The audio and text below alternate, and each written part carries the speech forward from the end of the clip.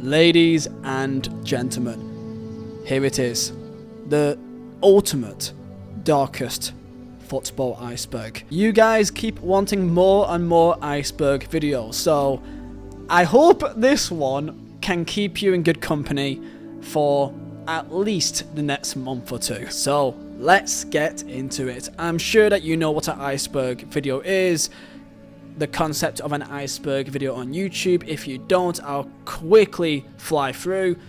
Imagine an iceberg where you only see the surface level, the tip of the iceberg. But just like how an iceberg works in real life, there is much more beneath the surface that you cannot see, including many things that are obscure and get darker the deeper you go. If you are new here, then please do smash a like on this video. Also subscribe if you're new. We are currently on 363,000 subscribers. I hope to hit 400,000 by the end of the year. That is in 6 months. You never know. Dreams are meant to be dreams, right? So if you can help me out and drop a sub, that will make a big difference. The intro is almost done, god damn it. Okay, you can wait 30 seconds longer. Of course, there's no sponsor to this. I have my own company called Vizeh Designs. I'm sure that you're very well aware of it. However, I'm very proud of it. It's been doing amazing. Over 4,000 orders in the last 2 months, which is again incredible, so thank you. For this video, I would do a 15% off code for all items to last the next month or so. Be sure to use code Iceberg for the best iconic prints in football, or mugs, or even t-shirts. We are expanding out. I'm very proud of it, and I've put my heart and soul into this, and I cannot thank you enough for the support. Yeah, it's a long one, so I will shut up now, and yeah, let's get into the ultimate, darkest football iceberg. I hope you enjoy. The tip of the iceberg. Claypole versus Victoriano Arenas. In the year of 2011, there was a very interesting match in the Argentinian 5th tier. Now, typically when one team gets a red card, it is quite a fateful error and typically ends up costing the team. However, what happens when 36 people gets red carded? Located in Buenos Aires, it was seen as a local derby, and as predicted, challengers was flying in from minute 1. In the first 10 minutes, a scuffle already occurred between two players, and a red card was already given to the Victoriano striker. Claypole took the lead 1-0 after a free kick. Soon after, an altercation between the player from Victoriano's and a coach sparked another melee. The referee pulled out another red card, which, to the player in question, responded with fury, who practically pulled the gate that separated the pitch and the dressing room off its hinges. Claypole went on to score again and make it 2-0. Tensions was at boiling point. Yet again, another fight then broke out on the centre circle, involving players, subs and coaches from both sides. The police was called and the game was called off. The referee, despite not being able to brandish his red cards on the pitch, after the chaos was concluded, he walked into each locker room, giving each player a red card straight afterwards. I'll be honest, he has balls doing that. A total of 36 football players and coaches were shown red cards, which is a record of the most red cards in football history. Sunderland v Derby 1894, one of the most unique footballing stories in history. In the 1894-95 football season, a match was played between Sunderland and Derby County. However, this was a bit different. Typically with football, as we all know, there is two halves. One 45-minute half, followed by another 45-minute half. Well, in this one game in football history, this game is termed as the game of 3 halves. Derby travelled to Sunderland on the 1st of September for the new round fixture of the First Division season, but the referee at the time, T. Kirkham, was running late and the game started with a replacement referee called John Conqueror. After 45 minutes was played, Sunderland was leading 3-0. However, at half-time, Kirkham, the original referee that was running late, arrived and made the incredible decision to ask Derby if they wanted to play the game again from scratch. Derby accepted, meaning that the 45 minutes played beforehand was null and void. 2 more halves followed. therefore being 3 halves of football being played. But unfortunately for Derby County, their decision to start the match again did not help. They conceded 3 goals in the first half, but technically second half, and then 5 goals in the second/third half, and lost the game 8-0, but technically was 11-0, the one and only time that 3 halves was played in a match in football history. So next time you're at your pub quiz and this does come up, thank me later. Carlos Kaiser. If you ask most children what do you want to be when they grow up, the majority will say they want to be a footballer. We all grow up playing football and at a certain stage realize that we have a obvious lack of athletic abilities to reach the top level. Most of us realize that we can't be a footballer and that's okay, and we move on. However, there's some footballers makes that dream a reality by any means necessary. The story of Carlos Kaiser is incredibly unique. Carlos Kaiser, or full name Carlos Enrique Raposo, he was a Brazilian pro footballer that played for many top-ranked Brazilian football teams, and, well, I say play, he never played an official game in his entire 12-year-long career. What Carlos Kaiser lacked in athletic ability, he more than made up in social skills, befriending a number of high-profile players at various clubs as well as local journalists, all of whom he used as a network to facilitate transfers and build up his image without ever playing a single football match. Carlos typically signed short-term deals and stated at the beginning of each contract that he needed to work on his fitness before being match ready. He would always fake a hamstring injury to hide his poor football skills and blamed his injuries for the reason why he can't perform. And if teams wanted to investigate further, he had dentists or local doctors that was able to confirm his illness and cover his back, despite it not being true. Some interesting ways of how he kept this going was that the journalists that he befriended, they were able to create fake articles in newspapers that validated him being a footballer. One article claimed that he played so well at Puebla in Mexico that he was invited to become a Mexican citizen, while another one he claimed to be the top goal scorer for French team Gazalec Ajaccio. Funny how they've come up again since my recent research on them, where he allegedly played for 8 seasons. He used photos of him wearing a Ajaccio jersey that his friend gave him and a fake identification card. If this story does interest you, then there is a full documentary on Kaiser called Kaiser, the greatest footballer to never play football, or known as football's biggest con man, who wanted the footballer's lifestyle but never actually wanted to play football. And for 12 years, it worked, playing for teams such as Vasco da Gama, Independiente, Fluminense and Flamengo, and never actually played an official game for any of Vatican City FC. Vatican City is the smallest city in the world, of only a landmass of 0.49 square kilometers or 0.19 square miles. Of course, the Vatican is a city-state ruled by the Pope, which is at the center of the Roman Catholic Church. So the idea of them having a football team seems quite strange. However, you'll be fascinated to find that they actually do have a football team. Their first official international game was against the San Marino Amateurs,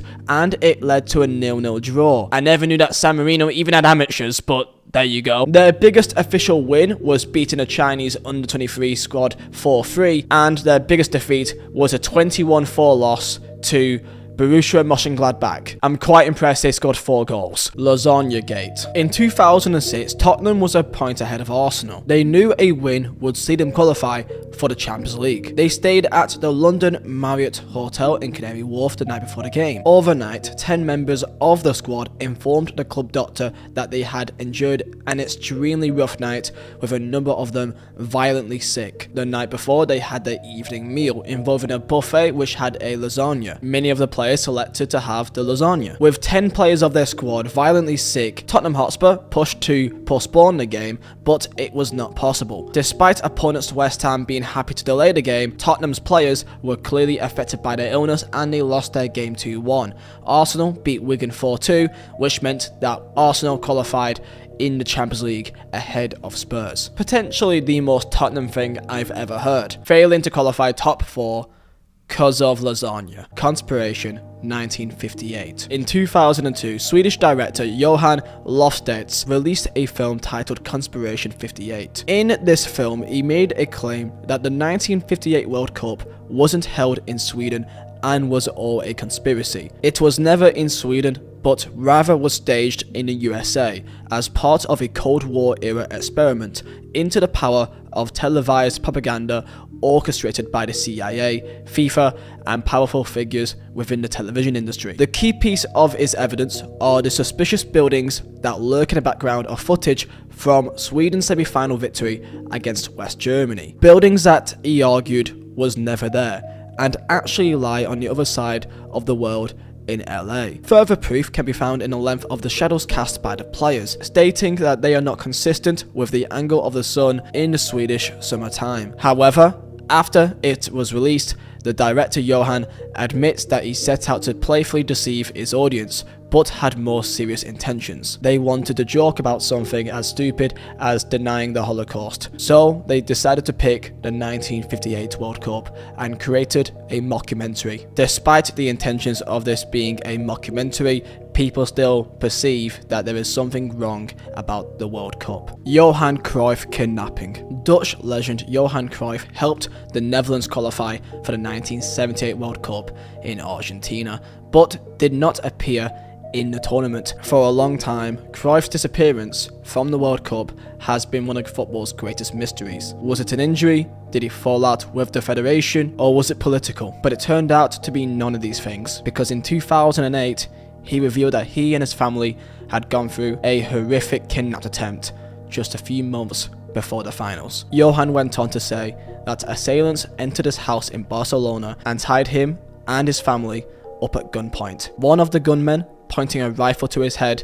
In Cruyff's own words, the terrifying experience changed his attitude to life and played a big part in the reason behind his no-show in Argentina. Thankfully, Cruyff and his family managed to escape and the kidnapped attempt failed. As you might expect, this had a lasting effect on Cruyff. Derby County 2008. In the 2007 or 8 season, Derby County, managed by Billy Davis and Paul Jewell, went on to experience the worst and most embarrassing Premier League season of all time. In a 38-game season, they suffered 29 losses, 8 draws, and 1 win. That's one win coming on the 6th game of the season, a 1-0 win at home to Newcastle United. If you're a Newcastle fan watching this, how shit must you be? Becoming the earliest a side that has been relegated in Premier League history by being relegated in late March. Their highest top goal scorer in this season was Kenny Miller with 4 goals in the league. There is no doubt in my mind that this will remain as the worst season in Premier League history. Steven Gerrard's slip. After 24 years without the title coming back to Anfield, in the 2013-14 season, it finally looked like the year that Liverpool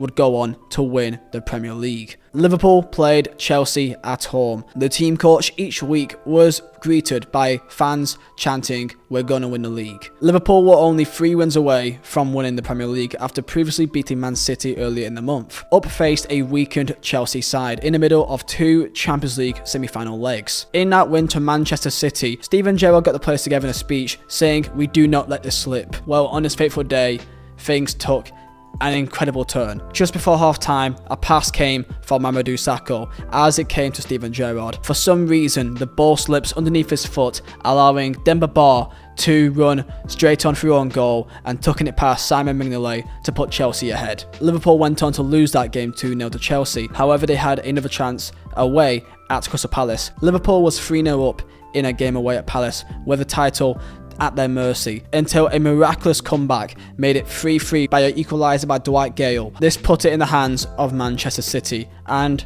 Liverpool went on to lose that Premier League title. To this day, still one of the most incredible mistakes in Premier League history. Aguero versus QPR. I feel like I have to put this in here just because of the topic, but if you don't know this, then you must be very new to the sport or to the league, so I will help you out quickly. In the 2011-12 season, there was a massive title fight between Manchester United and Manchester City. Man City on charge to win potentially their first ever Premier League title. On the last day of the season, City had QPR, who was in a relegation fight at home, while United had Sunderland away. Everything was in the favour of Man City until suddenly they went 2-1 down at home to QPR in the last minutes of the game. Everything was set for Manchester City to win the league. However, going into the last minutes of the game, QPR was 2-1 up against the host, and Man City needed a win to win the title. Despite a late goal by Edin Dzeko, Time was slowly ticking down. Man United did their job and won at Sunderland, and all eyes was on Manchester City. On the 93rd minute and 20th second, Sergio Aguero scored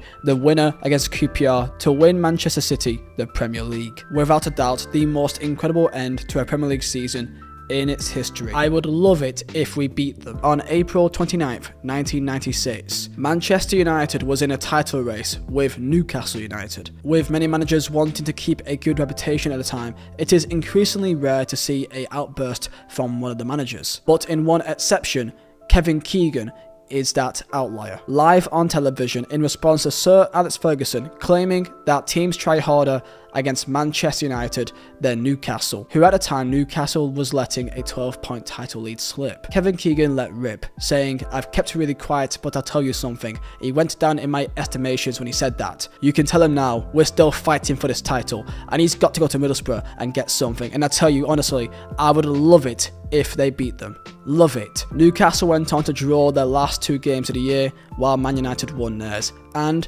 United went on to take the title by 4 points. Let's be having you. Many of you may be aware of this clip of Norwich City's owner Delilah Smith seeing it at some stage in your life. However, many of you may not know the reasoning behind it. On February 28, 2005, Manchester City came to Carrow Road. The Canaries were drawing 2-2 at half-time to Manchester City in a key game for the battle against relegation. At half-time, things took a turn for the strange, as Delilah Smith got on the microphone. In a somewhat mildly drunken state, she passionately said this: "This is a message for possibly the best supporters in the world. We need a 12th man here. Where are you? Where are you? Let's be having you. Come on." Of course, that may not sound as wild, but if you watch the clip in the way that she said it, she clearly isn't completely sober, which makes it even more hilarious. And if you wanted to know, Robbie Fowler of Man City scored a last-minute winner in the game for Norwich to lose. And later on that year, Norwich were relegated by 1 point. Chelsea v Barca 2009. Of course, you knew it was coming. If we're going to do a video about the Champions League, then we simply have to cover this topic. Labelled as the shameful match, or as what Didier Drogba calls it, a effing disgrace. On May the 6th, 2009, a infamous match took place. It was the UEFA Champions League semi-final. It was the second leg, and after a 0-0 draw at the Nou Camp, Chelsea knew that the away goal rule would be very, very important. Simply put, if Barcelona scores 1 goal and they still draw the game, then Barcelona goes through to the Champions League final, ready to face Manchester United. Chelsea started in fantastic fashion, with Michael Essien scoring a goal in the 9th minute of the game, making it 1-0 on aggregate. However, on this infamous night, no one would remember the game for Essien's goal. Christ, no one really remembers it for Iniesta's goal. They remember it for the referee. Chelsea saw 4 separate penalty appeals waved away by the referee called Tom Henning of Rebo. Throughout this night, Rebo had ruled that Dani Alves' foul on Florent Malouda had taken place outside the box rather than inside, and the Norwegian official had not seen Eric Abidal's subsequent tug on Didier Drogba. He had also failed to spot 2 handballs, the first by Gerard Piqué and the second by Samuel Eto'o. Gus Hiddink, Chelsea's manager, spoke in an interview saying the following: "If you have seen 3 or 4 situations waved away, then the referee's performance was the worst I have seen. The overall feeling is one of being robbed and one of injustice." And of course, throughout this night, you see the famous clip of Didier Drogba: "It is a disgrace.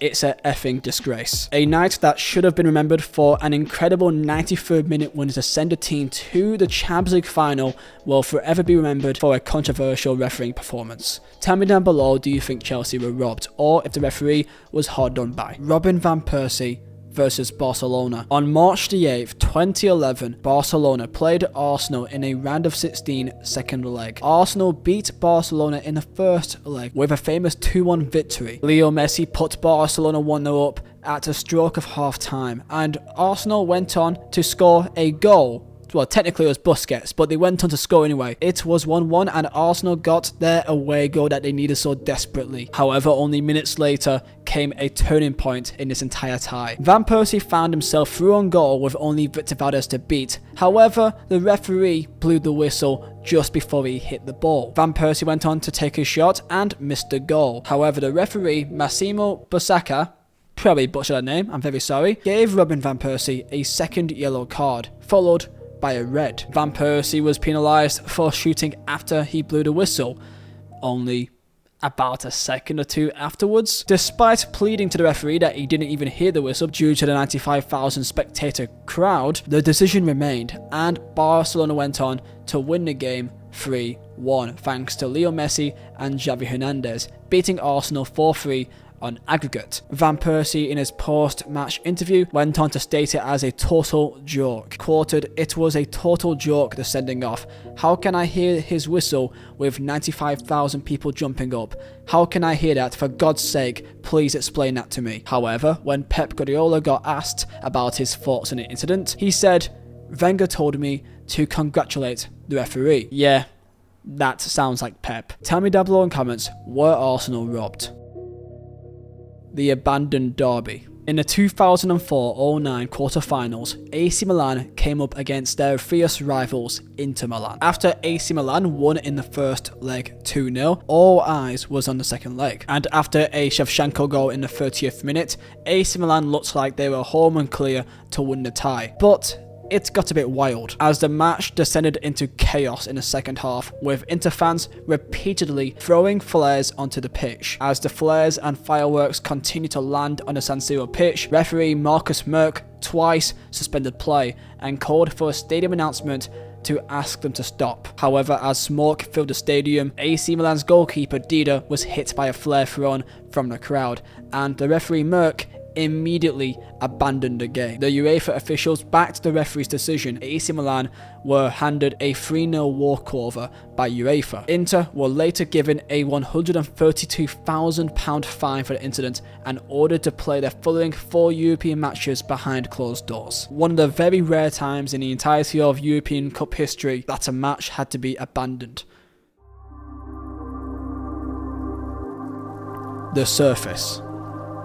Kieran Gibbs' red card. On March 22nd, 2014, the most baffling refereeing decisions took place in a match between Chelsea and Arsenal for Arsene Wenger's 1000th game in charge, in a match that led to a 6-0 thrashing of Arsenal. You would have thought this would have took the headlines, but a refereeing clamour by Andre Mariner stole the headlines. With Arsenal already 2 goals down after 7 minutes, Alex Oxlade-Chamberlain desperately used his hand to tip Eden Hazard's shot around the post on the line, conceding a penalty and a certain red card. However, unfortunately for Mariner, he thought it was Kieran Gibbs that made the handball and showed the red card to the wrong man. Kieran Gibbs were understandably furious and confused, with Oxlade-Chamberlain pleading to the referee that it was him and begged that Kieran Gibbs would be rescinded. However, by the rules, the decision was final and the left back made his way down the tunnel. This has to be one of the most embarrassing errors in refereeing history,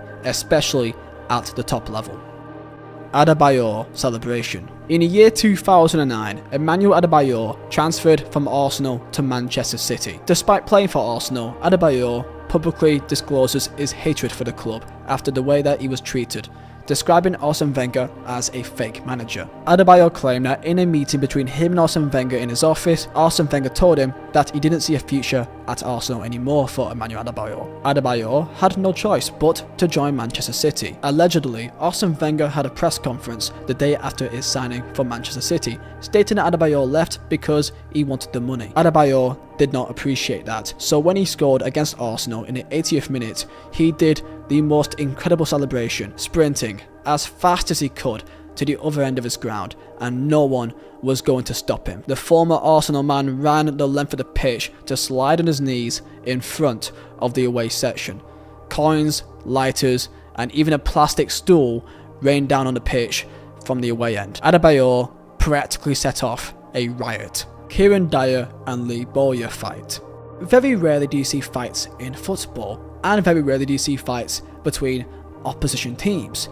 But very rarely do you see 2 players on the same team fight. In 2005, Newcastle United were 3-0 down at home to Aston Villa, and with 10 men. With 8 minutes to go, things couldn't get much worse. A pass between Bowyer and Dyer was misplaced, And Boyer told Dyer, "You never pass to me," and Dyer got the response, "The reason I don't pass to you is because you're shit," basically. The pair locked horns and had to be dragged apart by teammates and Gareth Barry. The referee Barry Knight had no choice but to send both off, and Newcastle were left to 8 men, sporting a ripped shirt. It was later revealed that when Dyer and Boyer went back to the dressing room, the manager at the time, Graham Souness, was so angry that he had an offer to both of them, saying, "If you want to fight, I'll beat both of you." Both players apologised quickly in a press conference, and they missed an FA Cup semi-final against Manchester United, and Newcastle lost. Gregoire Axelrod. For every aspiring footballer, your dream is to play in the Champions League, and at times you try to achieve that dream. Axelrod was so bad in his youth that his father banned him from playing the sport from age 10 to 18. Axelrod knew that he couldn't get any success in football with his ability, so he got creative. Gregoire created a fake website where he pretended that he played for Paris Saint-Germain reserves. He would copy and paste his name into top flight match reports, replacing names including Nicolas Anelka. Axelrod, at the time, was working at McDonald's aged 19, going as far to sneak onto PSG's pitch and taking official photos with him in a full kit. He sent the CV to multiple clubs, which he managed to receive 6 trials in the UK. This was at Swindon Town, Bournemouth, Norwich City, Poole Town, Falkirk and Dundee United. He somehow scored a goal and ended up giving an interview on Sky Sports News. Swindon, sadly, did not give him a contract. However, in 2009, an opportunity came up.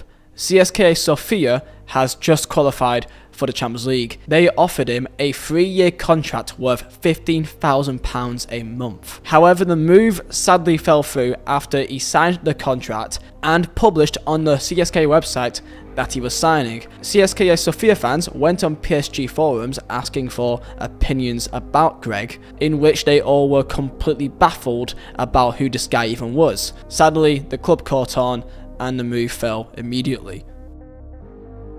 Bena Tashadi versus Basanga. In October 98, there was a football match in the leagues of the Democratic Republic of Congo. The scoreline was 1-1. The game was being played during a storm. During the game, a bolt of lightning struck the pitch. Footage can be found of the event that took place, with several players rolling around in agony. Despite reports that led that 11 people died from this online, that is simply not the case. Immediately, accusations of witchcraft arose. Many teams across Central and Western Africa are known to employ the services of witch doctors to put curses on their opponents. A true freak accident, and one of the most insane ways for a match to be postponed.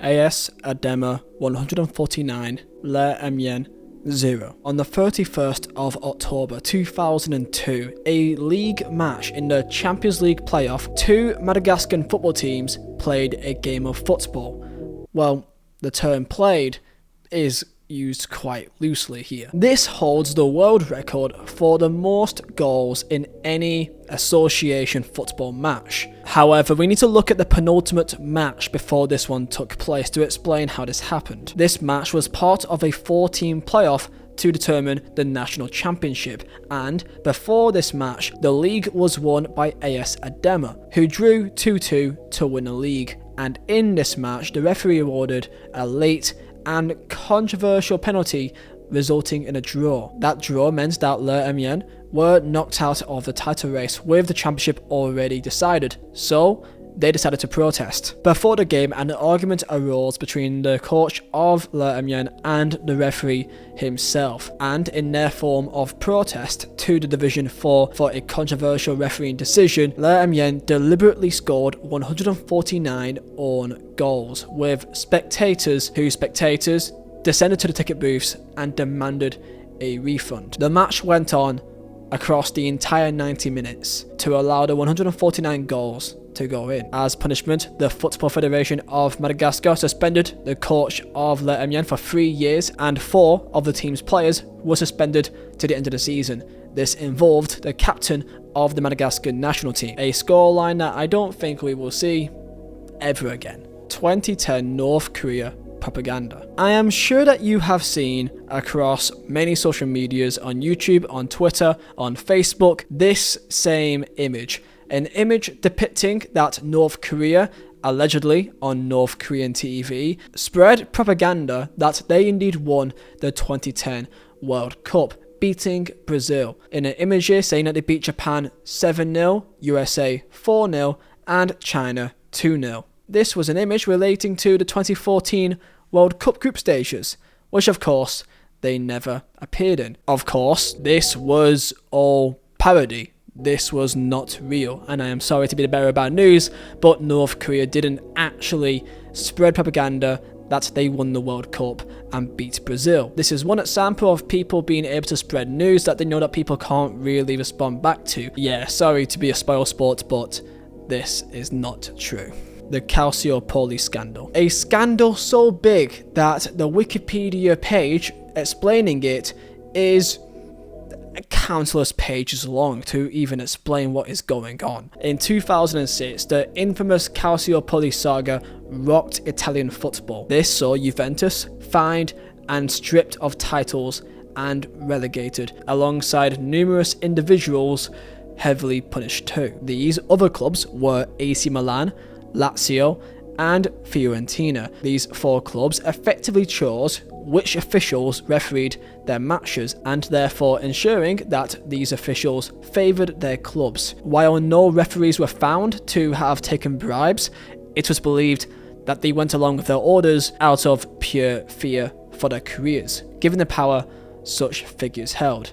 Who were these figures? The main figurehead that linked everything together was a man called Luciano Moggi, who was the Juventus general manager, but there were many other people involved in the Italian football authorities that had a massive influence over this saga. All of this information were found during discoveries of monitoring phone calls as part of an investigation into doping allegations. As a punishment, Juventus were relegated to Serie B and were also stripped of 2 Serie A titles. Fiorentina and Lazio were banned from European competition for a season and forced to play 2 home games behind closed doors, and AC Milan were docked 30 points for the season just on, and with other smaller points deductions for the following campaign. By far one of the most complex scandals in football history. Juventus versus Ajax, 1996.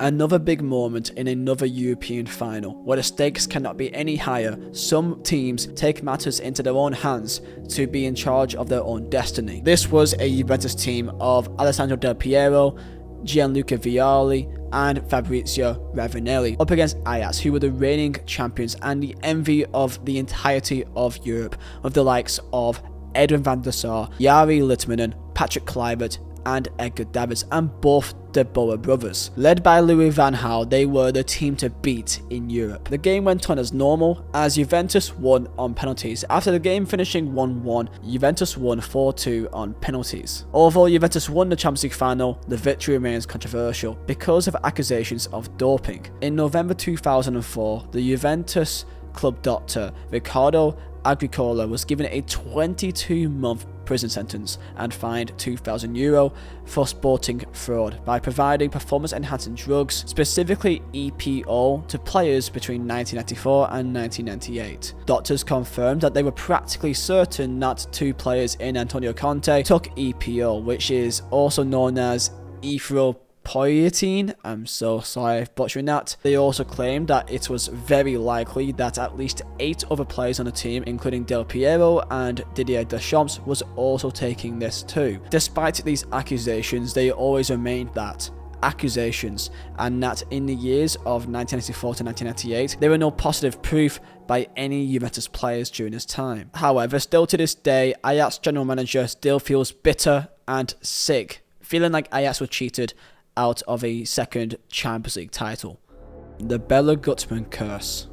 Now, of course, this has been covered in my conspiracy theory Iceberg video. However, I simply cannot ignore one of the most incredible curses in European Cup history, and this one actually may be one of the most believable. We go back to 1962, and Bela Gutmann was the manager of Benfica, who just guided them to back-to-back European Cup wins, after beating their second European title by beating Real Madrid 5-3.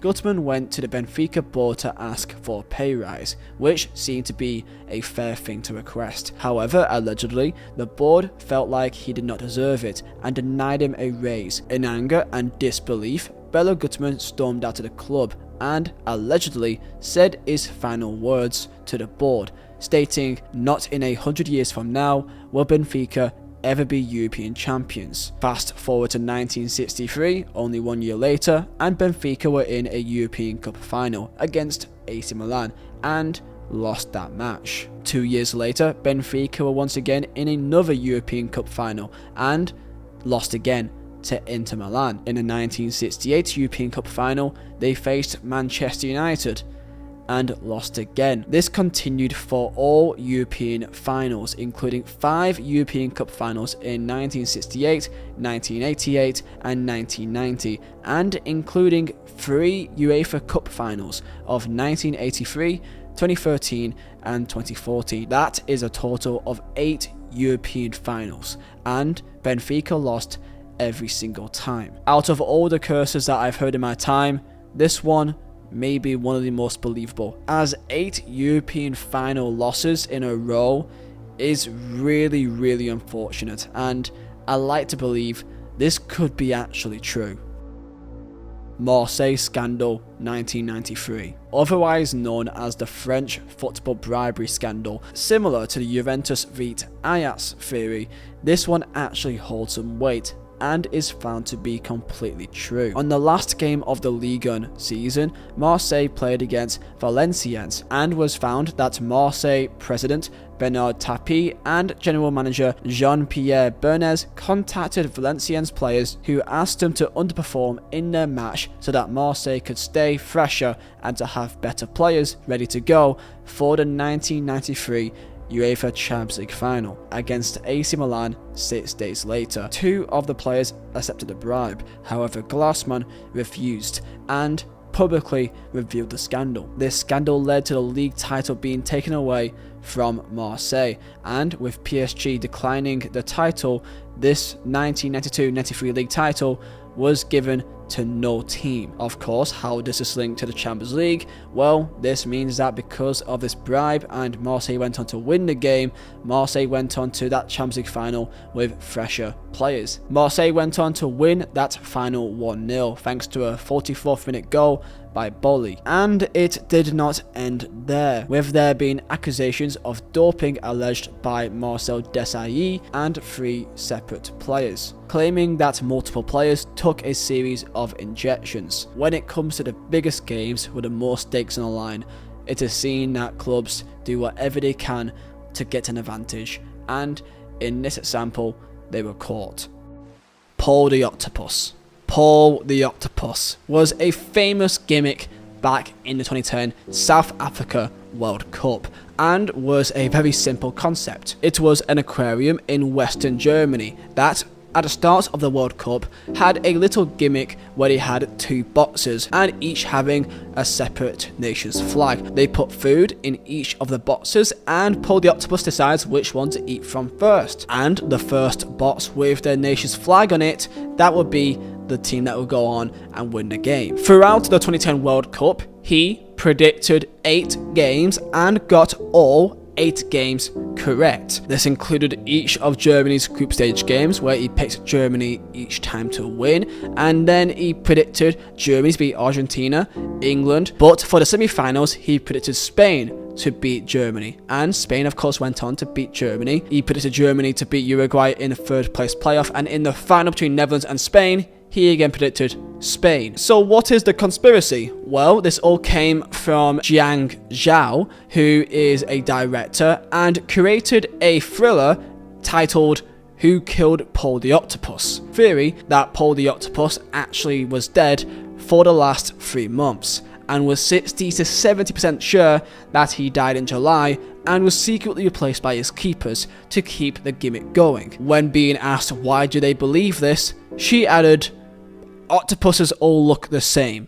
it is impossible to tell the difference. I don't need to really explain it anymore. Russia doping 2018. Now, this conspiracy does have some semi-truth to it already that you may already believe is confirmed, but technically isn't. Back in the 2018 Russia World Cup, Russia went all the way to the quarterfinals and had a marvelous tournament, knocking out Spain. However, some of the performances, especially later in the game, looked a bit strange, as players who ran already an incredible amount was still sprinting at full speed all the way into extra time. This was when WADA, the World Anti-Doping Agency, asked questions to Russia to provide data of any drug tests that was taken throughout the tournament. And from this investigation, 3 judges anonymously found the Russian Anti-Doping Agency non-compliant with the Global Anti-Doping Code and its failure to provide drug test data upon request, meaning that they will not be represented in the Winter or Summer Olympic Games or the 2022 FIFA World Cup in Qatar. So even though they have been punished, it is not because they've been found guilty, but because they were not able to provide the correct data. So this does have some decent truth to it already, hence why I put this quite high up, but it technically has not been confirmed. Bobby Moore, 1970. In the 1970 World Cup, Bobby Moore was arrested by the Colombian Secret Service. He was being accused of stealing an emerald bracelet from the Hotel Jewelers in Colombia. He was placed under house arrest for 4 days until the release was secured by pressure from the current Prime Minister. There was absolutely no evidence that he did steal anything, and 2 years later, leaked documents suggested that it was a deliberate sting by the Colombian police. At the time, England was the defending World Cup champions, and this was a conspiracy that they purposely arrested their best player under no evidence to destabilize the English squad. This is something that you could maybe partially believe in. Argentina versus Peru, 1978. When Argentina beat Peru 6-0 to ensure that they qualify through to the next round of the World Cup, people believed that things were a bit dodgy. Argentina was in the same group as Brazil, Poland and Peru. Peru were already knocked out of the World Cup, however first place had advanced to the final and Brazil had an advance to the third place playoff. Both were on the same points, however goal difference would be the main decider. Argentina needed to win by at least 4 goals to qualify to the next round. Argentina had to beat Peru by 4 goals or more to go through to the final. Well, how can it be a conspiracy when they both played at the same time? Well, they didn't. FIFA ordered Brazil to play their game against Poland first, and then Argentina then played against Peru, meaning that Argentina had an advantage knowing exactly how many goals it would take to make it to the final. And one big reason of why this held so much weight is that guess where the World Cup was being hosted? Yes, you guessed it, Argentina. Many claiming that Peru was bought out and was told to down tools to let Argentina score at least 4 or more goals in that game to allow them to make it through to the final. This is something that I again can partially believe in, as back in this time period it is not hard to believe that corruption did take place. Tell me your thoughts down below. The curse of Garabato. America de Cali is considered one of the most important teams in Colombia, behind Atlético Nacional. And although this team has glorious history in Colombia, at the South American level, the situation changes considerably, and many speak of the Garabato curse and prevents the team from winning an international cup. One of its most famous players, called Benjamin Urrea, known at the time as Garabato. In America de Cali's earlier history, it was still seen as an amateur team, and in 1948, when Colombian football became professional, many clubs had to decide to whether become a professional team or remain an amateur club, and America de Cali wanted to become a professional club. However, Garabato was against this decision. Therefore, when the club eventually became professional, Garabato was very angry and declared, "I don't care if they turn a team into a professional team, do what they want with America, but I swear to my God that they will never be champions." Something which seems quite stupid to believe could be an actual curse. However, they have had quite a lot of unfortunate events, as after 3 decades of competing in Colombian football, and it took those 3 decades for America de Cali to become the winners of Colombia, and Garabato and the club's directors actually held a mass at the stadium to put an end to the curse. However, domestically it seemed to have worked, but internationally it seemed to have failed, as America de Cali in male and female Copa Libertadores finals has reached 5 finals and lost all 5 finals. As they reached back-to-back finals, losing to Argentinos Juniors, losing to River Plate, and losing to Peñarol. They reached the final again in 1996, again losing to River Plate, and the men's team has never played a Copa Libertadores final since. However, the women's team did back in 2020 and still lost, making it 5 out of 5 losses in the Copa Libertadores, which is seen as the Champions League in South American football. Racing Club Cat Curse. One of the most infamous curses in football history, where Argentinian club Racing Club was allegedly cursed back in 1967 by their rivals. This all comes from when they were at their peak in Argentinian football and was at a time one of the most successful Argentinian clubs. This all came from the 1967 Copa Libertadores, where Racing Club beat their rival club, Club Atlético Independiente, in a third playoff match. The story goes that when Racing Club supporters were celebrating their title, Independiente supporters broke into the home stadium of Racing and proceeded to bury 7 dead cats in the ground of their stadium, and this ritual was supposed to cast a curse on Racing Club, and as stupid as this may seem, it did end up working. Since that day, Racing Club was not the same. As each year that went by, they seemed to get worse and worse, never winning any silverware, and then got relegated to the second division in 1983. They did win a Sudamericana in 1988, however, their luck got even worse, as the same year Racing faced financial problems and resulted in Racing Club declaring bankruptcy. It was at this stage that Racing Club fans felt like the curse was actually real. So, in hopes to lift the curse, over 100,000 Racing Club fans gathered and started searching for the 7 cat bodies in the grounds of the stadium. And despite their massive number, they only ever found 6 of the 7 buried cat corpses. Therefore, fast forward almost 2 years later, to 2001, and Racing appointed a new manager, Reinaldo Melo, who immediately declared that he would not be stopped until the last cat body is found. And it went so far that they ordered to dig the entire pitch. They demolished and renovated the entire stadium to get rid of the curse, and it finally paid off, as that 7 cat body was found. And guess what? That same year, Racing Club won the Argentine Primera Division for the first time since 1966. That means it took 35 years to become the winners of Argentinian football yet again. This is one of the most incredible curses in football history, and the fact that things turn good almost immediately adds a lot of weight to this.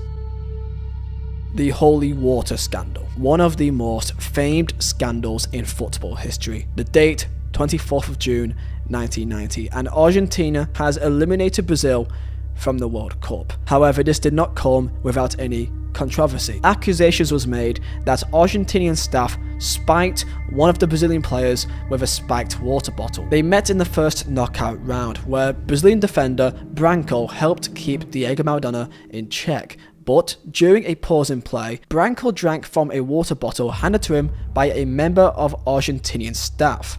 He later complained that he began feeling drowsy and was unable to keep up with Maradona, who then, later in that game, completed a brilliant run to set up Claudio Caniggia for the winning goal. And Argentina eventually advanced all the way to the final, where they fell to West Germany 1-0. Maradona claimed that the water bottle Branco was given was spiked with tranquilizers. Branco threatened to sue the Argentine Football Association, however they denied any knowledge of the event. The scandal continued for 15 years, as FIFA was asked by Brazil to investigate the claim over the spiked water even further, and this infamous event spiked the animosity between Argentinian football and Brazilian football even further. Barbosa 1950. The 1950 World Cup final. The host nation Brazil was in the final and were up against a giant at the time, Uruguay. If you speak to Brazilians of a certain age group, they look back on that final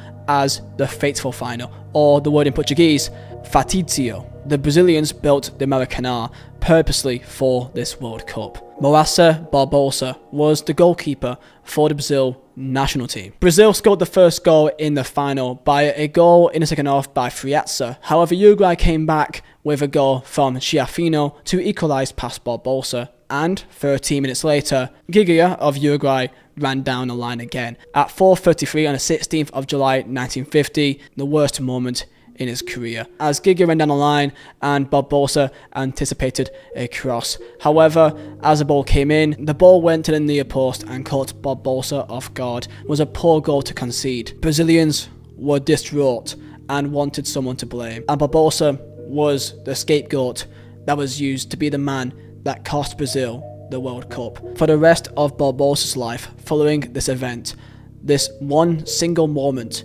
haunted him. It was reported that people spat on him on the street on multiple occasions, abused him day to day for being the man that made Brazil cry. He never played for Brazil again and was denied coaching jobs and really any jobs in football after he retired. He even visited the Brazilian national team to wish them well. However, turning up to the training ground, he was denied entry, as the staff at the time feared bad luck from Barbosa and refused him to enter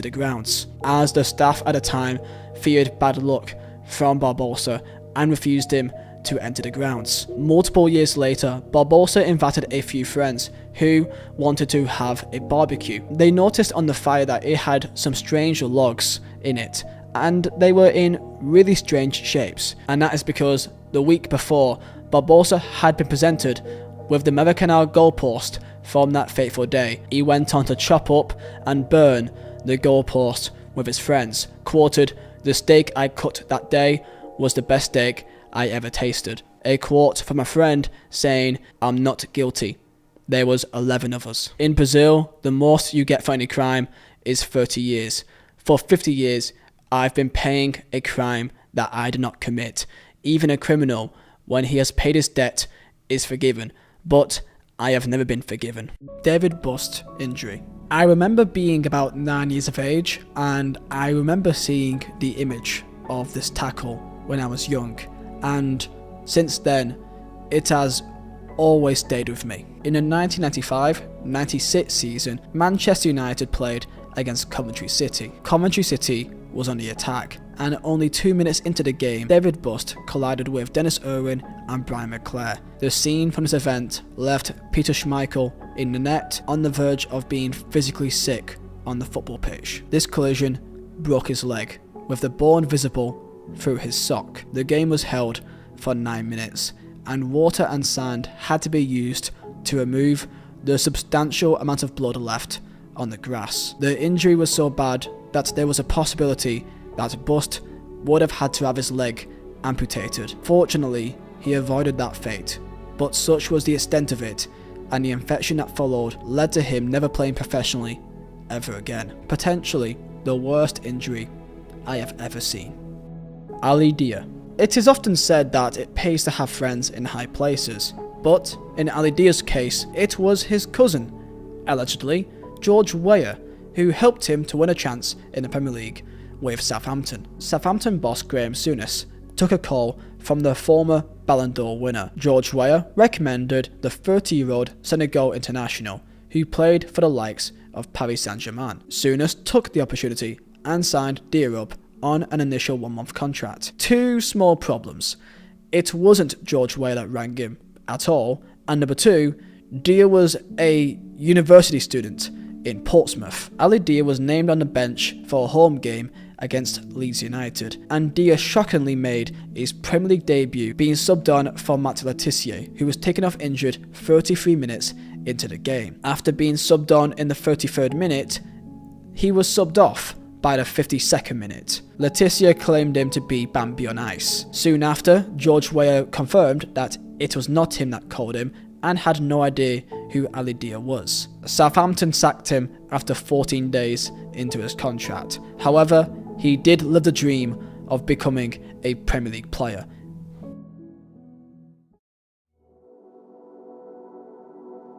The body. Narco ball. In the 80s and 90s, Colombian football was dictated by gangs. Drug cartels owned every aspect of football, from the leagues to the national team. This is of course the story of Pablo Escobar, head of the Medellin cartel, and bankrolled his beloved Atlético Nacional until his death. This enabled Atlético Nacional to win their first ever 1989 Copa Libertadores. For example, in 1989 there was a top of the table clash between América de Cali and Independiente. Bragging rights were up between both sides. Everyone knew that the cartel money was sustaining each other's efforts on the field. After 90 minutes, it led to a 0-0 draw. Pablo Escobar was furious of some of the referee's unfavourable decisions towards his team. Alvaro Ortega completed the game, packed away his whistle, his black uniform and his boots, and never returned to a football match ever again. He was murdered that very evening. In the 1994 World Cup, Colombia had a big game against USA, another example of their influence on the Colombian national team. After losing 3-1 to Romania in the first game, they had America in the second match. If Colombia loses, they are sent packing. So the cartel made their move, delivering a message on national television stating that there will be fatal consequences if Gabriel Gomez played in the next game. The coach had no choice but to leave him out, and Colombia went on to lose 2-1 to the Americans. Mark Vivian Foe. In 2003, the Cameroon midfielder was playing in a Confederations Cup match semi-final against Colombia in France. In the 72nd minute, the 28-year-old fell to the ground unchallenged. He was treated on the pitch before being stretchered off and receiving further treatment, including mouth-to-mouth resuscitation and extra oxygen. Foe was diagnosed with hypertrophic cardiomyopathy. This isn't the first footballer who has passed away on the field due to heart-related reasons. However, this certain incident is one that I remember very vividly when I was younger watching YouTube in 2008, and to this day it still stays with me. Justin Fashanu. Fashanu was an English professional footballer who was the first professional footballer to be openly gay. He was one of the first footballers to command a $1 million transfer fee. He signed for Nottingham Forest and had a few problems with Brian Clough. According to his autobiography, Clough, it would appear, was disturbed by the rumours of Fashanu's visits to gay nightclubs and bars. His goals and then confidence dried up as he failed to fit in with the playing and lifestyle demands of Brian Clough. When Clough discovered his homosexuality, he barred him from training with the side. Later in his career, he went over to America. In March 1998, a 17-year-old claimed to police that he was sexually assaulted by Fashanu himself. The police went out to arrest him, however by the time they got to him, he already fled to England. On the 3rd of May 1998, Justin Fashanu took his own life. In his note, he denied the charges, stating that the sex was consensual and that he fled to England because he felt he could not get a fair trial due to his homosexuality. El Salvador versus Honduras. Have you ever heard of a football match that led to a war? Well, in this story, this was the case. In 1969, a playoff took place in Estadio Azteca in Mexican City. Tensions was high between the two nations. On the line was a place in the 1970 World Cup, but in reality that is quite irrelevant because these tensions were started much earlier. A war potentially sparked by football was formed due to unfair treatment of migrant workers and settlers in Honduras from Salvadorian immigrants. The deciding match entered the 11th minute of extra time. El Salvador's Mauricio Rodriguez scored the winning goal, resulting in a 3-2 victory for El Salvador. Whilst the team did go on to play in the 1970 World Cup, 10 days since the game, El Salvador dissolved all diplomatic ties with Honduras. In Honduras, almost 12,000 Salvadorans was forced to flee the country. The war between the two nations went on for 100 hours, leading in over 3,000 deaths. Sandor Sucs. Sandor Sucs was a Hungarian footballer in the 1950s and was a part of the famous Hungarian teams at the time, however may not be as famous as the likes of Ferenc Puskás. Sandor Sucs holds a unique, if not somewhat morbid place in Hungarian football history. He was a great defender and after World War II won 3 successive league titles with Újpest. In 1948 he met a woman called Vizeh Kovacs, who was a up-and-coming jazz singer. Sukes and Kovacs fell madly in love with each other, and despite both being married at the time, the authorities frowned upon such behaviour, and to avoid a major scandal, Sukes was dropped from the national team. The Hungarian secret police got involved and went out to abandon the affair,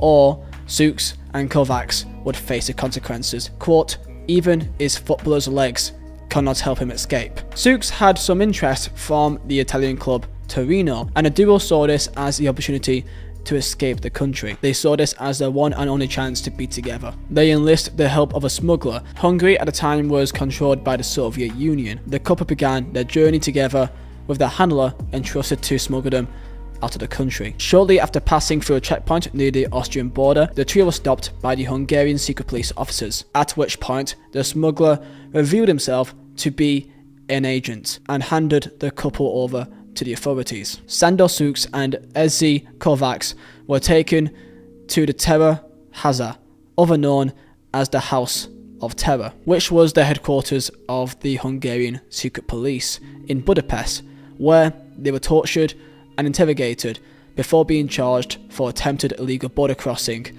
and high treason. Sukes was tried in court, which was essentially a show trial with no hope of getting any success from it, and was found guilty of all charges and sentenced to death by hanging. His lover Kovacs begged Sukes to plead the court for mercy, which he refused, stating that he would rather die than live his life apart from her. On the 4th of June 1951, Sukes was executed by the Hungarian state. The crime of falling in love with a woman and trying to escape the strict communist regime, a dark cloud that still hovers Hungarian football. Robert Enke. Robert Enke was a German goalkeeper in the 90s and 2000s, playing for many teams like Barcelona, Benfica, and became a mainstay at Hannover 96. In 2006, Robert Enke and his wife Theresa Rehm had a daughter called Laura, who was born with a heart birth defect and sadly passed away in 2006, and was suffering with depression for 6 years until the 10th of November 2009 at the age of 32. Robert Enke died standing in front of a regional express train at a level crossing in Germany. The police confirmed a note was discovered but did not publicise the details. His depression was lasting for 6 years and was being treated by a psychiatrist, and the death of his daughter he was never able to recover from. Enke was on the cusp of being the main number one for the German national team. At the time, he was a team captain for Hannover, which eventually became a burden for his last season. He often felt the need to be different things to different people, and could not deal with the pressure. The doubt over the German number one position at the 2010 World Cup, as he had competition with the likes of Adler, Neuer, and Heidebrand, coupled with the tougher aspects of captaincy, conspired to take the toll on Enke. Before his death, a support system was being created by his wife, and players at Hannover was actively keeping an eye on Enke and routinely encouraging him in training. Looking back on his last game for the 2-2 draw between Hannover and Hamburg, there was a complete lack of expression and emotion. The death of Robert Enke created an opportunity to normalise talking about depression with footballers in the modern game, and in response created much more open support systems to prevent a situation like this happening ever again. Barry Bernal. Former Crew defender Annie Woodward alleged in an interview with The Guardian that he was a victim of child sexual abuse by former football coach Barry Bernal in the 1980s. This one interview by Andy Woodward created a storm in the following weeks and months, following an investigation from late 2016 through to 2019. The investigation known as the UK Football Sexual Abuse Scandal, going into former coaches and scouts in the 1970s, 80s and 90s, taking advantage of their situation and sexually abused footballers. Large allegations was being held to Barry Bernal, George Ormond, Eddie Heath and Bob Higgins. Throughout this investigation, the FA, the SFA, multiple football clubs and 20 UK police forces, and at the end of the investigation, it has been believed that there was 849 alleged victims, with 2,807 incidents involving 340 different clubs throughout the UK. By the end of 2021, 16 men had been charged for historical sexual abuse offences, 15 of whom were tried. 14 were convicted. This investigation led to a can of worms being opened and looking at potentially an institutional cover-up or even a paedophile ring operating within football. Of the 14 that were convicted, Barry Burnell was by far the most haunting.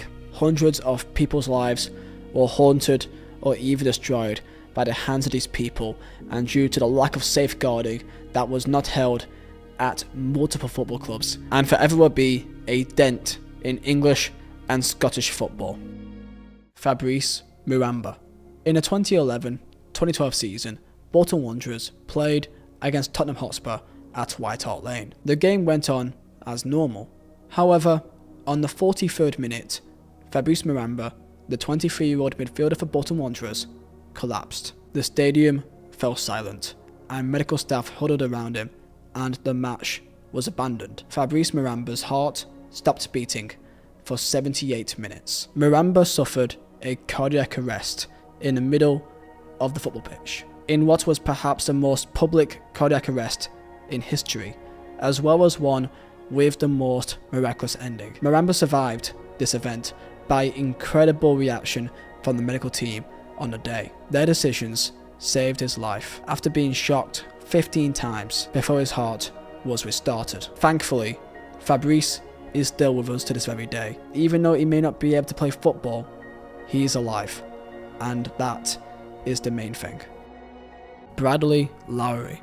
A young boy called Bradley was a Sunderland fan, and in the season of 2016-17, his story captured the hearts of not just the Premier League, but the entire world. Bradley was diagnosed with an illness at just 18 months. That illness was neuroblastoma, and despite him beating the disease initially, it returned in July 2016, and the cancer was subsequently found to have become terminal. Bradley had a strong bond with the Sunderland striker Jermaine Defoe. The duo first met on September 2016 when Sunderland hosted Everton in the Premier League. Bradley led his beloved Black Cats out onto the pitch as a mascot and received a round of applause during the 5th minute. Supporters of both clubs sang "There's Only One, Bradley Lowry." 3 months later, Bradley met Defoe once again as Sunderland played against Chelsea, and he was introduced to many of the players and even scored on the pitch and won the official Match of the Day Goal of the Month. The entirety of football came together as players did their part to wish Bradley well. For example, Troy Deeney gave a Christmas card to deliver for Bradley on behalf of the entire Watford squad. Multiple times, Jermaine Defoe and many teammates of Sunderland visited Bradley in hospital. Young Bradley fell asleep on his bed in the arms of the forward. Jermaine Defoe was called up to the England team. Bradley was so happy about hearing the news, and as the players took out to Wembley, Jermaine Defoe carried Bradley out in his arms. Jermaine Defoe even went on to score in the 21st minute. However, sadly, on July 7th, 2017, Bradley Lowry lost his battle with neuroblastoma. Following Bradley's passing, Jermaine Defoe said, "He was my best friend. He was genuine. He loved his football. He loved me. And I loved him. There was nothing I could give him apart from just being a friend." Since his passing, the Bradley Lowry Foundation has been formed and still continues to this day. The link to the foundation is down below in the description.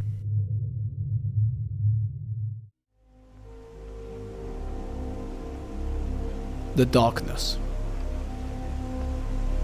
Bruno Fernandes de Sousa. In 2010, a horrific crime took place where Bruno Fernandes de Sousa, who was the goalkeeper for the biggest team in Brazil, Flamengo, he was sentenced to prison for 22 years after murdering his partner, Elisa Samudio. In 2009, Samudio told him that she was pregnant with his child, and refused to have an abortion. They broke up and she later gave birth, naming her child Bruninho. However, she sued Bruno for not supporting her child, as the goalkeeper refused to accept him as his son. Soon after, she disappeared. The child, alive, was discovered with Bruno's associates in a slum. According to the police, Bruno killed his partner as an act of revenge. Elisa Samudio's body was chopped up and some parts were buried under concrete and other parts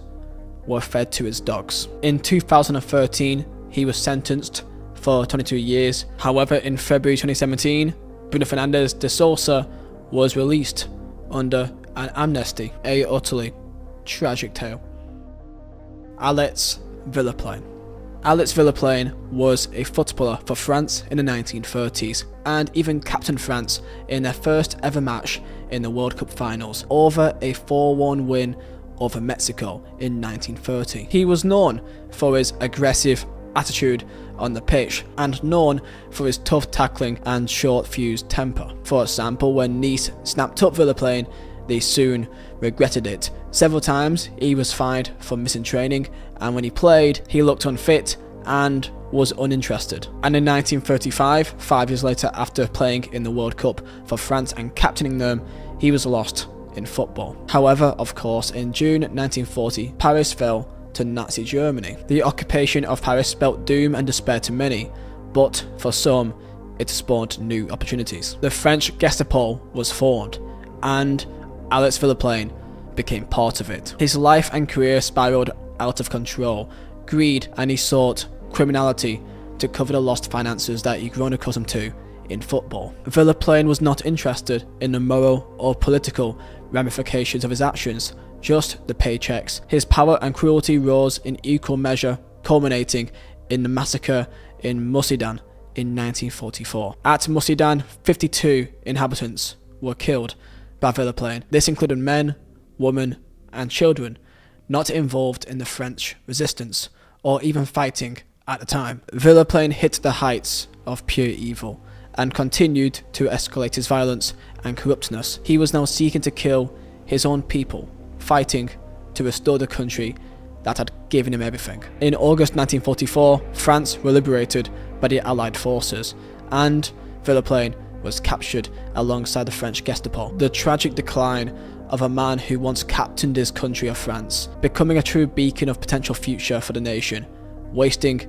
his talent and becoming corrupt only 10 years later. Villaplan, alongside other members of the French Gestapo, was executed at gunpoint on Boxing Day 1944. 2000 UEFA Cup. On the 5th of April 2000, between a semi-final of the UEFA Cup between Leeds United and Galatasaray, a tragic event took place. On the day before the first leg in Istanbul, 2 Leeds fans were stabbed to death by Galatasaray fans. 4 men were arrested and charged. The report stated the following: that around 9 o'clock in Istanbul's Taksim Square, during a fight between Leeds and Galatasaray fans, it went out of hand. The official Turkish reports stated that Leeds fans were taunting people from local bars, which led to Turkish police being called in to stop fights breaking out. The story goes that a Galatasaray fan ran to a nearby telephone box to call in for support. Several Galatasaray fans, reportedly members of the Night Watchmen they were called, a gang in Istanbul, entered the area, and from this, 2 Leeds fans by the name of Kevin Spate and Christopher Loftus were stabbed to death, aged 40 and 37. Police arrested 4 people, including Ali Umit Demir. Reports of how the fight broke out are unclear, and due to the nature of this event, I am not going to go into those different stories. However, if you wish to research this yourself, then you can do so. News spread back home of what took place in Istanbul, and it was a very, very sensitive affair. Galatasaray fans were banned from visiting Ellen Road, as they cannot simply guarantee their safety. From the semi-final, Galatasaray went on to knock out Leeds from the UEFA Cup. However, the story does not end there, as in the 2000 UEFA Cup final in Copenhagen, this led to even more trouble, known as the Battle of Copenhagen, as Galatasaray went on to play another English team in Arsenal. On the 17th of May 2000, 4 people were stabbed in riots in the City Hall Square. This was viewed as retaliation and revenge by British firms who went out to seek revenge for the people that were killed by Galatasaray. Of these hooligan firms, they were the following: the Herd and the Gooners, the Leeds United Service Crew, the Chelsea Headhunters, Rangers, Cardiff City and Swansea City fans, and their own separate firms too. A riot broke out in the city square and 2,000 officers were deployed to the area. This led to 19 injuries, including 4 stabbings and 60 arrests. Of the people arrested, 19 were British, 36 were Turkish, and the rest from Sweden, Germany and the Netherlands.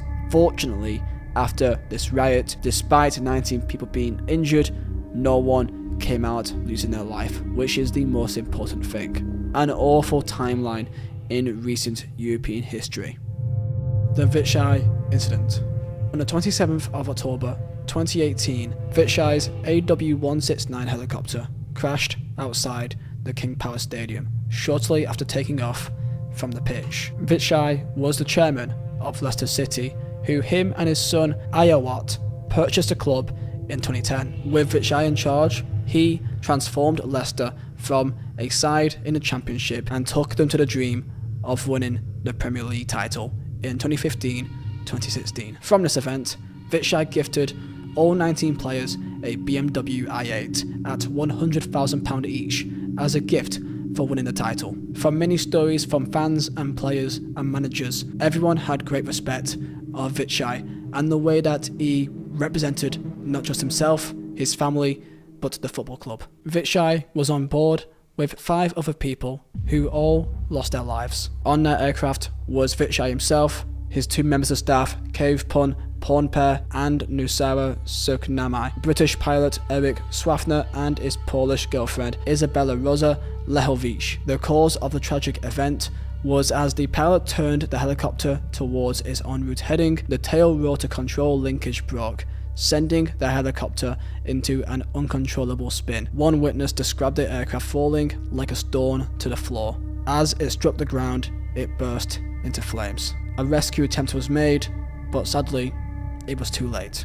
An horrific event in Premier League history. And his legacy, with his son still in charge of Leicester, still continues to this day, as heartfelt tributes was given when Leicester City won the FA Cup in 2021. Emiliano Sala. In the 2018-19 Premier League season, a tragic event took place between the transfer of Nantes from France and Cardiff City. This involved the transfer of Argentine striker Emiliano Sala. The aircraft was a Piper Malibu, and before the flight, both the pilot, David Ibbotson, and Sala had conversations with their family, describing the plane as dodgy. Sala himself saying, "I am now on board a plane that looks like it's falling to pieces. If you do not have any more news in an hour and a half, I don't know if they need to send someone to find me. I am getting scared." David Ibbotson, who was the pilot, was not licensed to fly at the time of the crash or qualified to fly at night. David Henderson, who organised the flight and was originally scheduled to be the pilot, was charged with endangering the safety of an aircraft and was found guilty in 2021. The flight was arranged by football agent Willie McKay, who said that he was not involved in selecting the plane or the pilot. During the flight over the Channel Islands, radar lost contact of the aircraft. Ibbotson lost control of the aircraft while manoeuvring to avoid a cloud, and the tail fin and both parts of the wings broke away from the aircraft. The plane fell and crashed into the Channel Islands. After a search was launched on the 22nd of January, the body was finally found and recovered on the 7th of February. It was found early this year that Cardiff City, the day after his death, tried to take out £20 million in insurance. To this day, the transfer between Nantes and Cardiff is still ongoing, and the fee is still in dispute. 2 people have lost their lives, and the transfer is still in dispute now. An utter sham. The death match.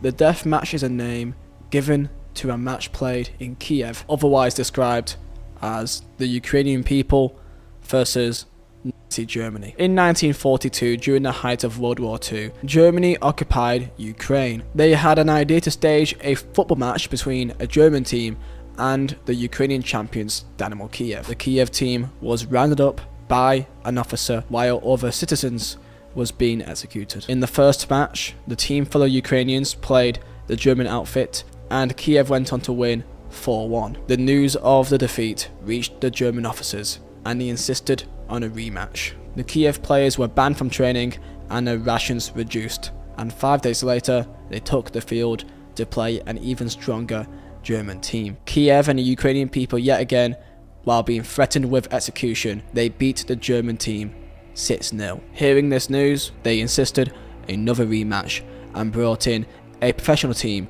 from Hungary to play for the Germans. This was to restore pride in Germany. The malnourished and untrained Kiev team played 3 more games, in which they won 5-1 and 3-2 5 days later. The Kiev players knew they had to win every match because their lives literally depended on it. The German officers insisted another rematch. This time the unbeaten German team, Flakelf, were brought in to restore pride. The match was played in front of a stadium of entirely German soldiers. No Ukrainians were allowed. The Dynamo Kiev players were warned before the match: lose and they will be spared, win and face execution. Kiev went on to win 3-2. As the players walked into the dressing room, they knew their fate would come. A Gestapo officer informed them that they'd be given one more chance to lose. Dynamo Kiev played the match of their lives and they won 8-0. After that match, they were rounded up by the Gestapo. Many lost their lives,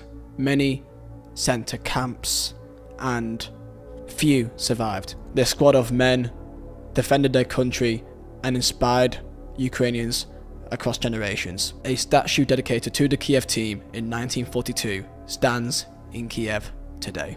Togo versus Angola. In early 2010, the Togo national team was on a bus on their way to face Angola in the African Cup of Nations. The squad, including Premier League star Emmanuel Adebayor, was on that bus. On their route to Angola, the bus was ambushed by Angolan rebels. Gunmen with machine guns fired on the bus carrying the football team, wounding 9 of the players and killing 3. The 3 was Amulete Abayo, who was the assistant coach, Stanislas Aklu, who was a TV sports presenter, and Mario Ajua, who was the bus driver. 15 rebels took part in the ambush, and it lasted 30 minutes. The head of the Togolese Football Federation said that they were shot like dogs. The Angolan government minister called it an act of terrorism. The reasoning of why this occurred is still complicated. Sources stating that the attack was not aimed at the players themselves, but at the Angolan forces at the head of the convoy. To this day,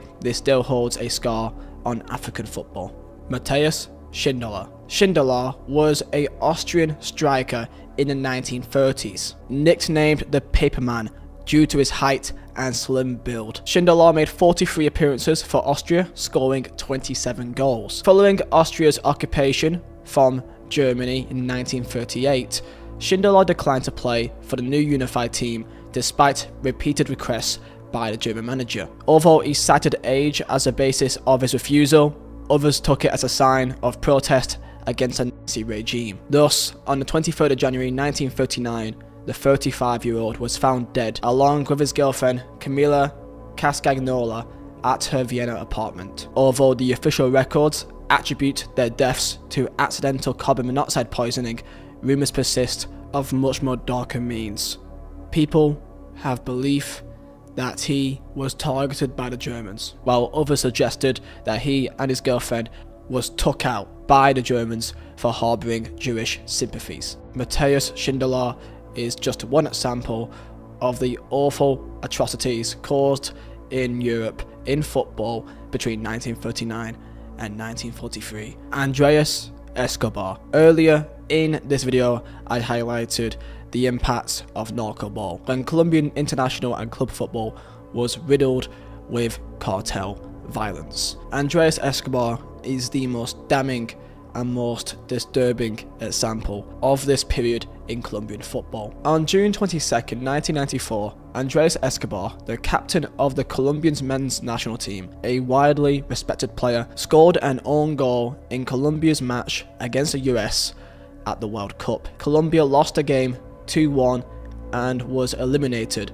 from the tournament. 10 days later, on the early morning of July 2nd, Andres Escobar was confronted by a group of men outside a club in his hometown, Medellin. The men taunted Escobar for the own goal.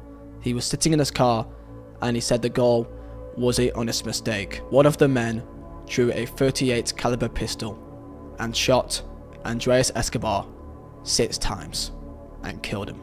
According to reports, the man yelled "goal" each time he pulled the trigger. The police the next day arrested the gunman involved, who was a bodyguard and a driver for the Galán brothers, a pair of powerful criminals and drug traffickers. The Galán brothers had reportedly lost large sums of money betting on the matches with Colombia at the World Cup. The Galáns ordered Humberto Castro Munoz, the gunman, to kill Escobar in retaliation.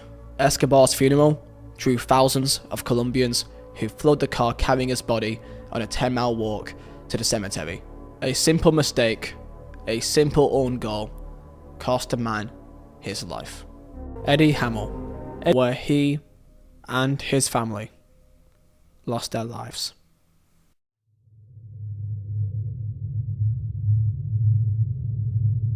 The Abyss.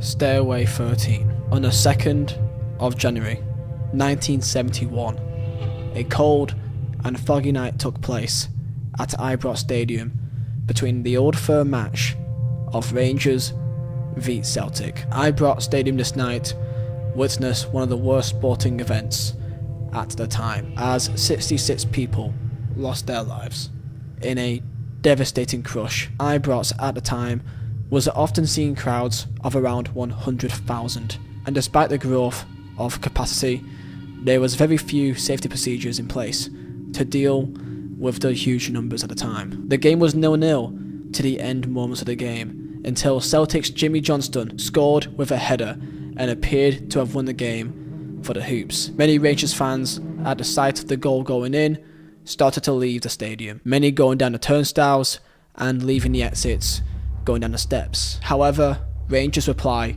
was instant, going straight up the other end and winning a free kick before Collenstein somehow packed home an equaliser in the most dramatic fashion, with those who had already left totally oblivious to what was happening inside the ground. Reports suggested that a huge crowd all tried to exit the ground at the final whistle, down the steep and narrow Stairway 13, the very same staircase where 2 fans had died 2 years earlier.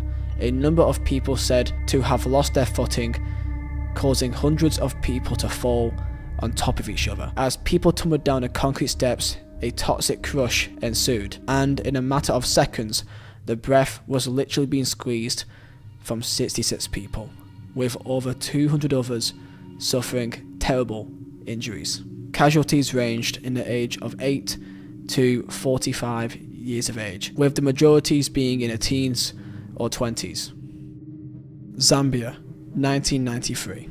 On the 27th of April, 1993, a flight carrying most of the Zambian national football team to a 1994 FIFA World Cup qualifier against Senegal took place. Prior to the flight, a DHC-5 Buffalo transport aircraft had been out of service for 5 months prior to the flight, only to be back in use again only a few days before the fateful flight. Prior to the departure for Senegal, checks revealed a number of defects in the engine, carbon particles in oil filters, disconnected cables, and trace of heating. However, the flight went ahead as scheduled. For the flight from Zambia to Senegal, they had to make 3 refueling stops. First in Brazzaville in Congo, the second in Libreville in Gabon, and the third Abidjan in Ivory Coast. At the first stop in Brazzaville, engine problems were already noted. Despite this, the flight continued, and a few minutes after taking off from the second stop in Libreville, the left engine caught fire and failed. The pilot then mistakenly shut down the right engine, causing the plane to lose all power, and fell into the water 500 meters offshore into the Atlantic Ocean. An investigation found that pilot fatigue and a faulty warning light contributed to the accident. All 30 passengers and crew, including 18 players, as well as the national team coach and support staff, died in the accident. The members of the national team that perished in the crash were buried in what has become known as Heroes Acre, just outside the Independence Stadium in Lusaka. A new side was quickly assembled, and to end on a good note, in 2012, Zambia won the Africa Cup of Nations in Libreville, only a few hundred meters inland from the crash site. The victory was dedicated to the ones that lost their lives in the tragic event. The Hillsborough disaster. The Hillsborough disaster was a fatal human crush during a football match at Hillsborough Stadium in Sheffield on the 15th of April 1989. It occurred during an FA Cup semi-final between Liverpool and Nottingham Forest. Shortly before kick-off, in an attempt to ease overcrowding outside the entrance turnstiles, the police match commander, David Duckenfield, ordered exit gate C to be opened, leading to an influx of supporters entering the stadium. This resulted in overcrowding in the away end and resulted in a crush, with 97 deaths and 766 injuries, the highest toll in British sporting history. The disaster led to a number of safety improvements in the largest English football grounds, notably the elimination of fenced standing terraces in favour of all seated stadiums in the top two tiers of English football was set immediately. The events that took place at Hillsborough that day changed English football for the better, and fortunately a crush like this has not happened in English football ever since. Port Said Stadium. On February 2nd, 2012, a riot broke out in Egypt at the Port Said Stadium between a match of Al Masri and Al Ahly. Thousands of Al Masri fans attacked the visiting supporters, in many cases with weapons. During the attack, police reportedly refused to open some of the gates, trapping fans and leading to more casualties. The opposition Al Ahly fans were trapped, which led to a stampede. Of this riot, 74 people were killed and over 500 were injured during the riot. The intervening years had seen 73 people involved in the disaster, including 9 police officers and 2 Al Masri officials. After lengthy appeals from both sides, 21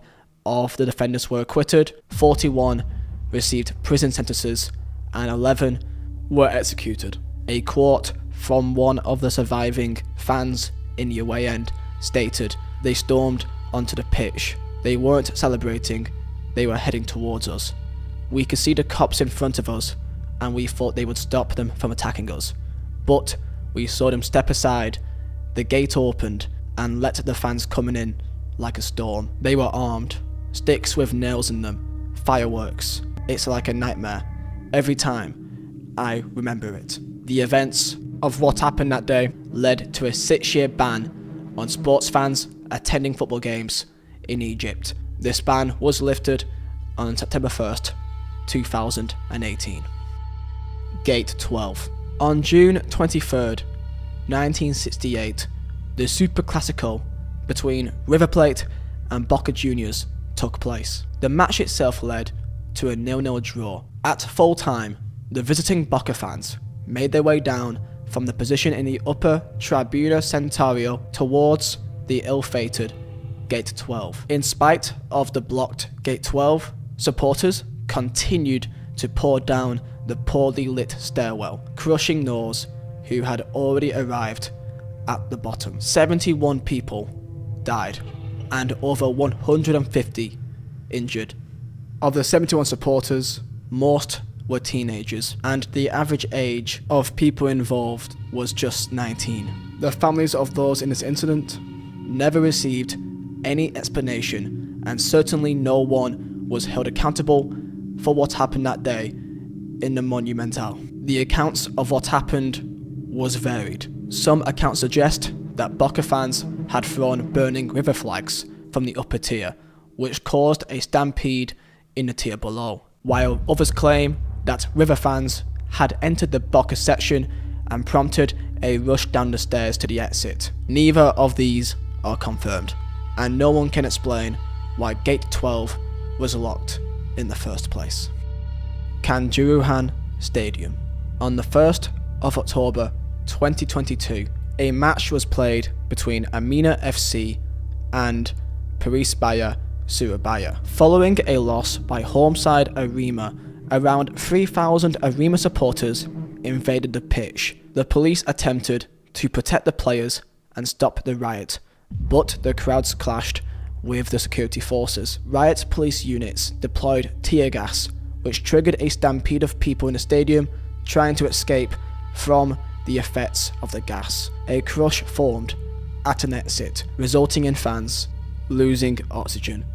135 people lost their lives, and 583 others were injured. The disaster is the second most fatal in the history of football. Later that year, the Indonesian police chief announced 6 suspects who were part of security and the police force, charged for negligence and for the use of tear gas. The fans that ran to avoid the tear gas, many of the gates were locked, except gate 14, which led them to their fate. The youngest person involved was 3 years old, many was in their teens. A shocking event in the modern era due to police negligence, a truly dark day in football. Estadio Nacional. The darkest day in the history of football occurred at the Estadio Nacional in Peru. On the 24th of May 1964, a match between Peru and Argentina took place. An unpopular decision by the referee outraged the Peruvian fans who invaded the pitch. Police retaliated by firing tear gas into the crowd, causing a mass exodus. This was to allegedly prevent further fans from entering the field of play. Rather than standard gates, the stadium had solid corrugated steel shutters at the bottom of the tunnels. These shutters were closed as they normally were at every game. Panicked spectators moving down the enclosed stairways pressed those in the lead against the closed shutters. This was not visible to the crowd pushing down the stairwells from behind. The shutters finally burst outward as a result of pressure. From this event, 328 people died, including over 500 people injured. I am truly stunned that I have only just learned of this event today, and this is the worst part. The fatalities from this day is higher than Hillsborough, Bradford Fire, Heysel, Ibrox 1997, and Ibrox 1902. To this day, the worst event in football history.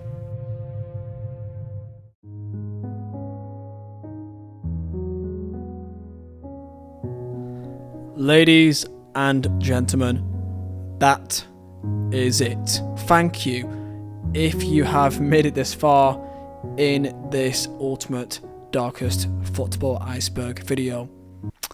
Yeah, it doesn't feel that good right now, does it? Yeah, it's a lot to unpack, I know, especially all this all at once, but I hope you're doing okay. I will see you in my next video.